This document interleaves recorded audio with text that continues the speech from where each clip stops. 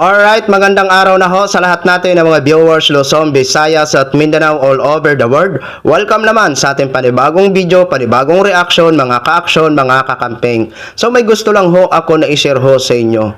Kung hindi ho ako nagkakamali, isa po itong retiradong military. Kasamaan ho ito nila Kapdado, isa sa mga maingay sa mga rally nila dyan sa IDSA. So dito kasi mga ka-action, galit na galit ho siya at grabe na pagmumura. Kulang na lang talaga na maglumpasay siya sa galit. O eto ho, panoorin po muna natin bago ho ako magbigay ng aking sariling opinion. Inarantado nyo, putang ina nyo! Putang ina nyo!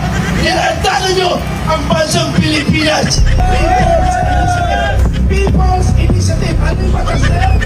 Republic Act 67-35. Ayon sa batas, pag ayaw na natin sa gobyerno, gagamitin na natin ang batas na 67-35. Yun ang batas na sinusunod natin. Inatasan tayo ng batas. Pag ayaw na natin gusto sa gobyerno, papalitan natin ang namumuno sa lahat ng ayusan ng gobyerno na korap! Korap!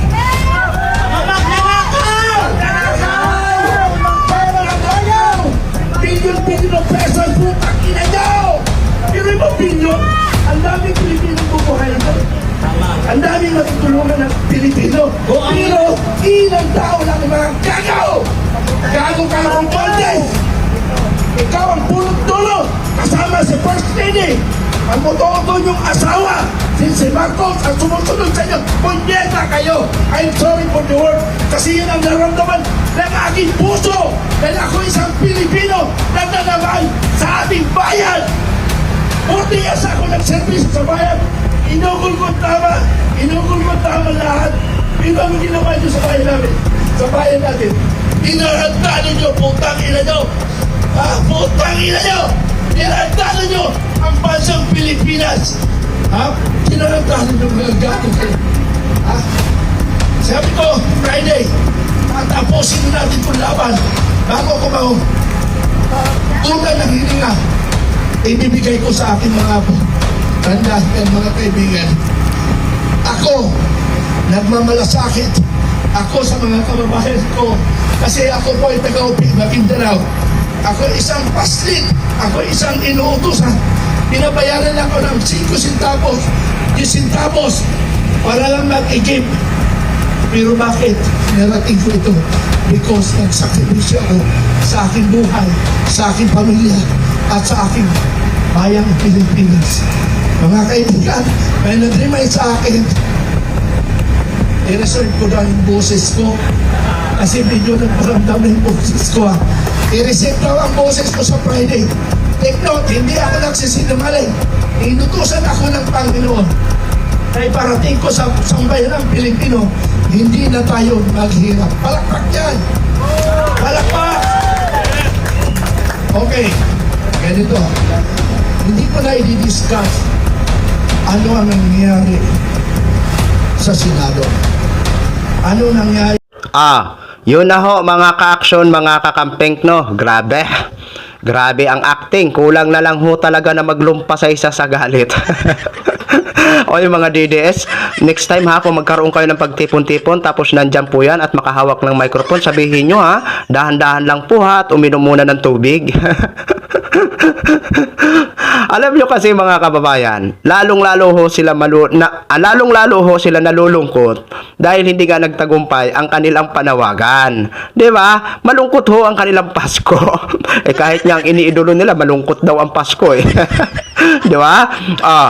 Alam nyo, sa usapin kasi ng corruption, sa totoo lang, magkaisa ho tayo.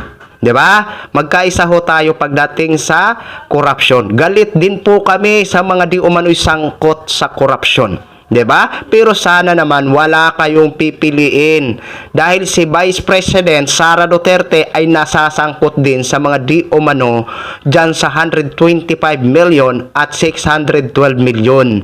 So kailangan din po yan natin malaman ang katotohanan. Kaya sana kahit iniidolo nyo yan, kung talagang kontra korupsyon kayo, dapat manawagan din po kayo 'Di ba? Hindi yung para bang may pinipili kayo diyan. 'Di ba? Kasi galit tayo lahat sa korupsyon at kailangan talaga managot itong gumastos ng pondo ng bayan na galing sa atin ng mga ordinaryong Pilipino. Dahil karapatan din po natin 'yan na malaman kung anong katotohanan at kailangan talaga natin na may makulong, no? Hindi lang mabawi ang pera, dapat makulong ho talaga sila. Yan ang ginagawa ngayon ni Mr. President Bongbong Marcos, no? Sinisikap niya na talagang mapanagot itong mga di umanong sangkot. O kahapon nga lang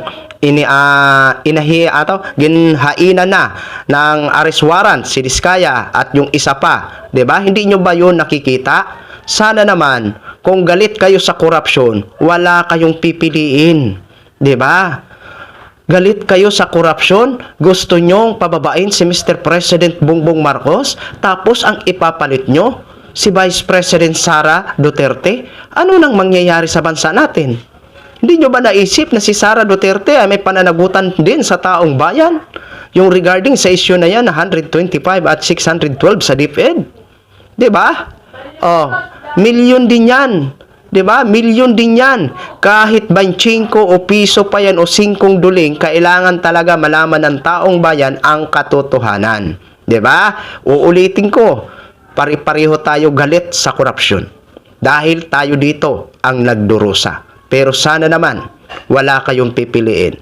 At kung yan sa mga paratang nyo kay Mr. President Bongbong Marcos, kung may ebidensya kayo, bakit hindi kayo magsampa ng reklamo labang kay Mr. President Bongbong Marcos nang sa ganun, doon niya masagot ng maayos sa atin na taong bayan. O, yan lang po mga ka-action, mga kakamping, no? Gin-share ko lang ho sa inyo yan. Maraming salamat po sa ating mga viewers, Luzon, Visayas at Mindanao, all over the world. Ako po ang inyong lingkod, si The Action Man. Have a good day, everyone!